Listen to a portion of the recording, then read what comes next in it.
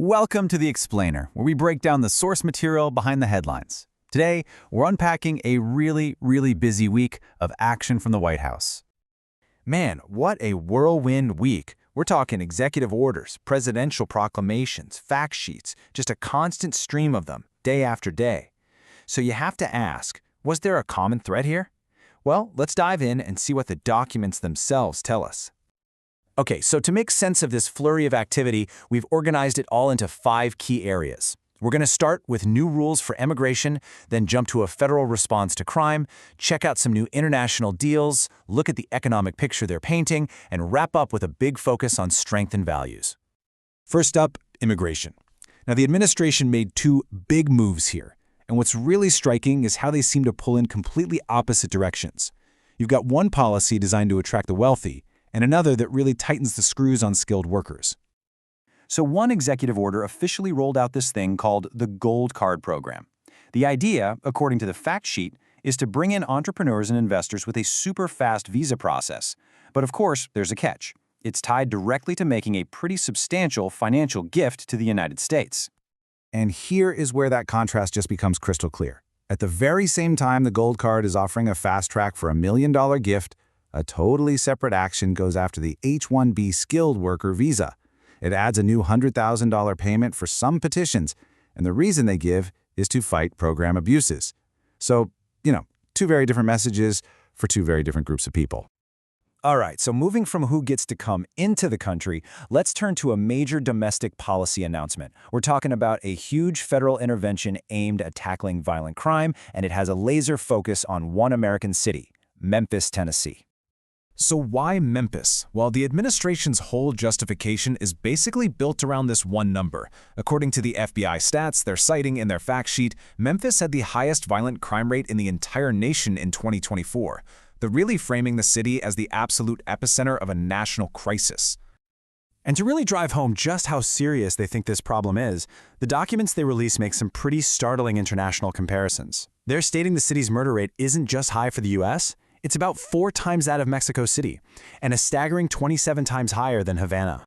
So, what's the plan here? The presidential memorandum lays out this multi-step federal response. It involves creating a brand new Memphis Safe Task Force, working with state and local police, and even requesting that the governor of Tennessee make National Guard units available to support the whole operation. Okay, let's shift gears now from domestic issues to the world stage. Here, the week's actions were kind of a mix of forging new partnerships and, well, just hitting the pause button on old conflicts.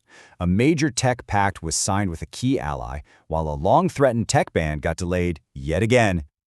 The big diplomatic centerpiece of the week was this landmark science and technology agreement with the United Kingdom. During the president's state visit, he and Prime Minister Keir Starmer signed what's being called the Technology Prosperity Deal. And when you dig into the details of this memorandum, you see this deal is absolutely all about the future. It commits both countries to some really deep collaboration on these critical technologies. We're talking everything from joint AI research and next-gen 6G telecom to securing nuclear fuel and even speeding up fusion energy. But then, in sharp contrast to all that new cooperation, another executive order kept a policy of just waiting. The delay on enforcing the TikTok ban has been extended one more time. The new deadline for any action is now pushed all the way back to December 16, 2025. Next up, the economy. Alongside all these policy moves, the administration spent a lot of time this week making its economic case, putting out documents that point to what they describe as a whole series of really positive trends for American families and businesses. So, according to their own economic scorecard, all the key indicators are pointing up. They're highlighting that mortgage rates are at a 3-year low, real wages have been increasing pretty much every month, all 3 major stock indexes have hit record highs, and retail sales are up 5% from last year. And then there was this number, which was highlighted in an article titled "The Economy is Back on Track." $9 trillion. That's the amount of new U.S. investment the White House is claiming to have secured, and they're directly crediting their America First agenda and pro-business reforms for it.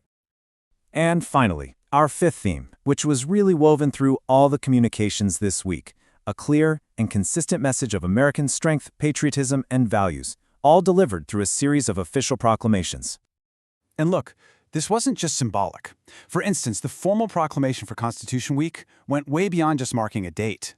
It issued a call for a national recommitment to, in its words, refortifying our storied national customs, culture, heritage, and values.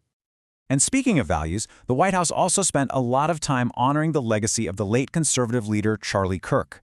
Official releases pointed out tributes from major sports leagues like the NFL and NASCAR, and a special broadcast of the Charlie Kirk Show was even hosted from the White House with the vice president. And that projection of strength? It definitely had a sharp military edge, too. In a presidential message for the Air Force's 78th birthday, the administration praised the branch for ensuring America's unmatched dominance in the skies.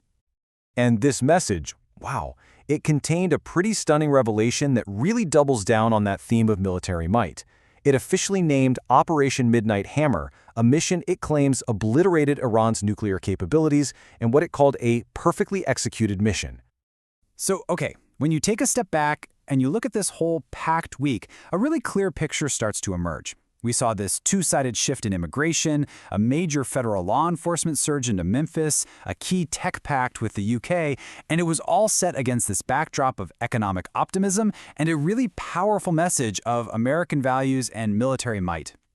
This whirlwind of activity, from domestic crackdowns to international deals and cultural messaging, it really leaves us with one big question to think about.